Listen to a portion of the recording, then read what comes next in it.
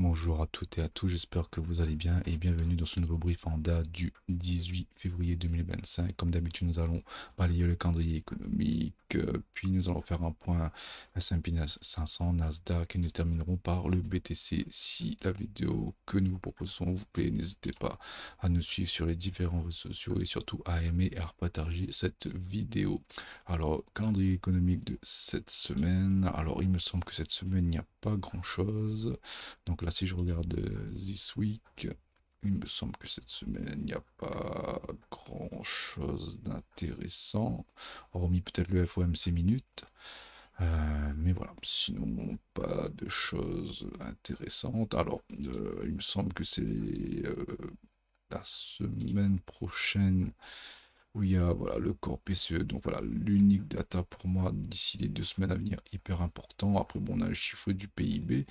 Euh, alors, je me permets de revenir un petit peu sur les chiffres, les datas de la semaine dernière qui étaient assez importantes. Alors, previous week, il me semble que la semaine dernière, nous avons des chiffres importants de l'inflation. Voilà, les chiffres de l'inflation qui sont revenus assez mauvais.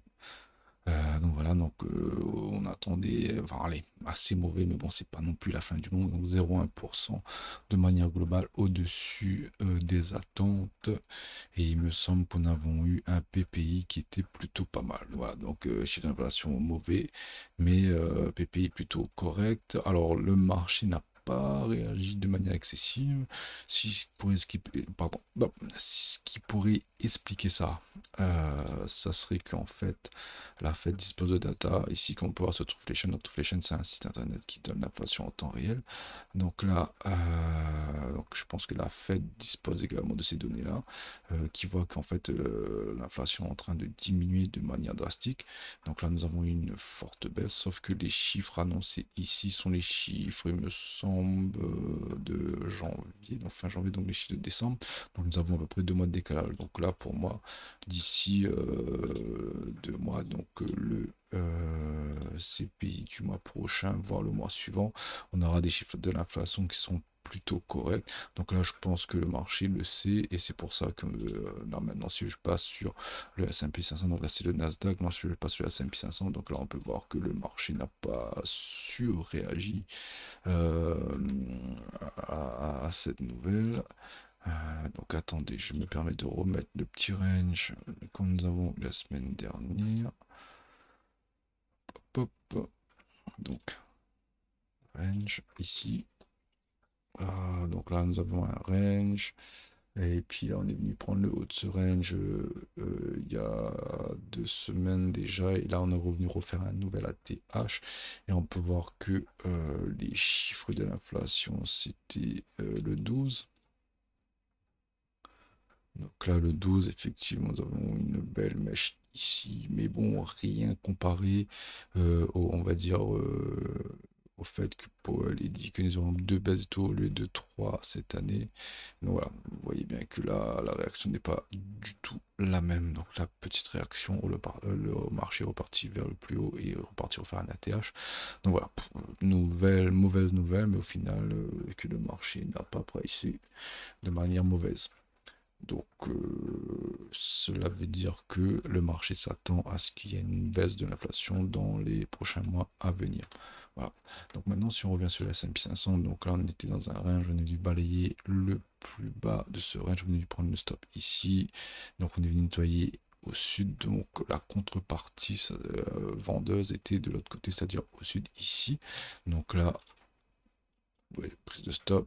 Et on est venu reprendre ici. Donc là, si vous êtes trader de range, donc là, ici, il y aurait eu un achat intéressant et une vente intéressante ici. Maintenant qu'on a fait ça, donc là, je peux enlever ça. Donc là, ici, c'est l'ATH. Là, on va déplacer cet ATH. On va mettre là. Donc voilà, maintenant, moi, ce que je m'attends, donc là, c'était pour ça que vous avez vu des expansions de Fibonacci sur mon graphique juste avant, c'est que moi je pense que ce range, s'il y a alors 2 choses, soit la cassure elle est nette, ce qui n'est pas le cas là pour le moment, donc il faudrait que ça parte un peu plus fort, hein. Attendez, je vais enlever ça ici, vous allez mieux voir. Donc je mets hop. Donc là, ce qu'il faudrait, c'est que la cassure soit un peu plus nette, qu'on casse un peu plus fortement, qu'on revient faire un pullback et puis on y va un peu plus fortement parce que là en fait le momentum depuis un moment il est en train de ralentir, donc voilà, on a tendance à latéraliser, donc c'est pas mal ce que le marché ait un beau stimulus, et ce stimulus, alors on peut rester ici encore 2-3 semaines et peut-être au prochain CPI, chiffre d'inflation, on part un peu plus fortement vers le haut. Et puis surtout, les chiffres du corps PCE attendus d'ici 2 semaines pourraient être un catalyseur. Donc, next week, alors que les chiffres ici du corps PCE pourraient, si par exemple là on a un prévu à 0,2, on a un consensus à 0,2, imaginons, et on tombe à 0,1, donc là ça serait plutôt pas mal. Donc ça pourrait être un catalyseur pour pousser le prix plus haut. Par contre, si le prix fait ça et réintègre ce range, ben là, il faudra s'attendre à ce qu'on vienne à minima reprendre les 5771. Donc là, le marché pourrait corriger dans un premier temps de 3 à 4%. Et si jamais on corrige plus, on viendra prendre le premier point d'intérêt à 5700. Donc voilà, donc là pour le moment, moi je m'attends à ce que, vu la dynamique, mais moi ce qui m'embête un petit peu, c'est le fait qu'on latéralise beaucoup, que le momentum est de plus en plus faible. Donc là il faudrait un catalyseur, mais si jamais on casse ce range de manière efficace vers le nord, je pourrais m'attendre à une expansion, allez, prendre une petite expansion de Fibonacci de ce range. Donc l'expansion ici qu'on va remettre dans le bon sens bien sûr. Hop, donc là, ouais, une première expansion à 1,27 le plus faible on peut dire, et après ici à 6225 et au mieux à 6300 ici. Et si jamais on part vraiment en flèche, ben voilà, pourquoi pas les 6600. Mais bon, pour le moment il n'y est pas, donc là déjà j'attends de voir si le prix break vraiment à la hausse. Ceci étant dit, hop, je vais remettre mon petit template de range.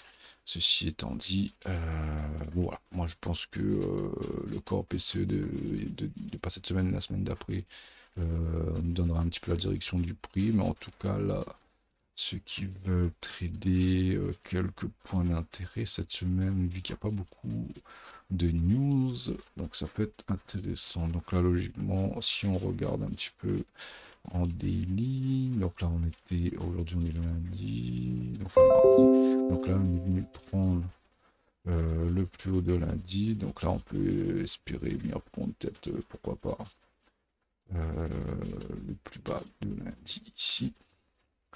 Donc là, si on veut faire un petit peu de trading, hop, ici, allez, si on passe à une échelle un peu plus courte, on dirait en 15 minutes, donc ouais, ce qui serait pas mal, c'est venir prendre ce point d'intérêt, donc au final qui serait plutôt ici, hop, bien prendre ici, et essayer de jouer la contrepartie, et essayer de jouer la continuation haussière, et qui pourrait nous donner un petit gain de 0,50%, ou avec un petit levier sympa, ça peut être plutôt pas mal.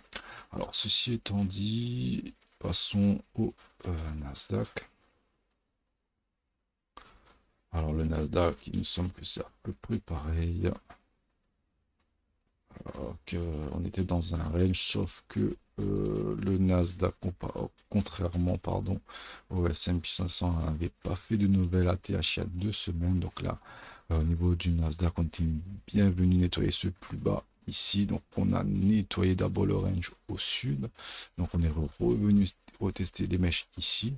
On va dire un petit piège. Et puis voilà, on est reparti faire un ATH. Donc on avait un sommet, 2 sommets, 3 sommets à prendre, donc chose faite. Maintenant, pareil comme le S&P 500, maintenant voir est-ce que le Nasdaq break ou est-ce qu'il réintègre son range tout simplement. Donc si ça réintègre, bah, accrochez-vous. Donc là, moi je pense qu'on va revenir visiter les 20 523 points, mais si jamais on tient, pareil, on peut tracer une petite extension de Fibonacci ici. Hop, on va l'inverser aussi également. Hop, ici, Donc là, on a bien vu que les 0,31 de Fibonacci ont été tenus ici, c'est la zone qu'on avait marquée ici. Donc là, on continue à être haussier. Donc là, pareil, on pourrait avoir un premier objectif au 22 514, un deuxième au 23 000. Et si jamais on a une grosse expansion, on pourrait aller chercher les 24 000. Mais bon, on n'y est pas encore pour le moment. Donc le Nasdaq, pour moi, j'ai l'impression qu'il est quand même un peu plus fort que le S&P 500. Mais bon, voilà. Seul l'avenir nous le dira. Donc on va regarder déjà cette semaine le corps PCE, ce que ça donne. Et puis d'ici le mois prochain, le CPI, les chiffres de l'inflation, pardon, les CPI, pardon. Donc, voilà. Donc après ici, ce qui serait pas mal à trader en court terme, je pense que ce serait le retravail de cette imbalance qui viendra à un moment donné à être retravaillé, je pense. Donc ici, venir chercher la continuité dans cette zone-là. Moi, je pense que ça peut être plutôt pas mal. Donc un truc comme ça, et hop, on repart. En tout cas, moi, c'est ce que je souhaiterais jouer si jamais l'occasion m'est donnée sur le marché. Voilà, donc Nasdaq, S&P 500, même combat. Et on passe au Bitcoin. Donc là, le Bitcoin, pour le coup, c'est un peu l'inverse, hein. Donc là, on est dans un range depuis un bon moment. Donc ni le haut ni le bas du range n'a été travaillé. Il y a cette énorme mèche qui a été retravaillée. Je pense qu'on est venu retravailler les 50% de cette mèche. Mais voilà. Le BTC, contrairement à ses deux amis S&P 500 et Nasdaq, ben là, en fait, on est dans une phase un peu mortifère, quoi, si on peut dire ça comme ça, où on s'ennuie pas mal. Le prix a fait un range dans un range, nous avons un range un peu plus grand et puis nous avons un range un peu plus petit. Donc là, ceux qui veulent faire du day trading, il faut s'amuser là-dedans.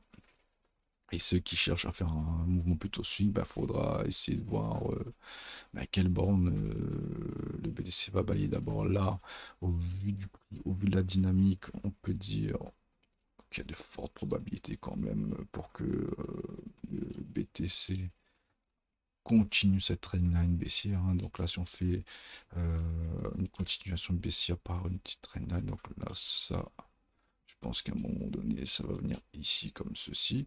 Donc là, on viendra retravailler ce méga imbalance haussier.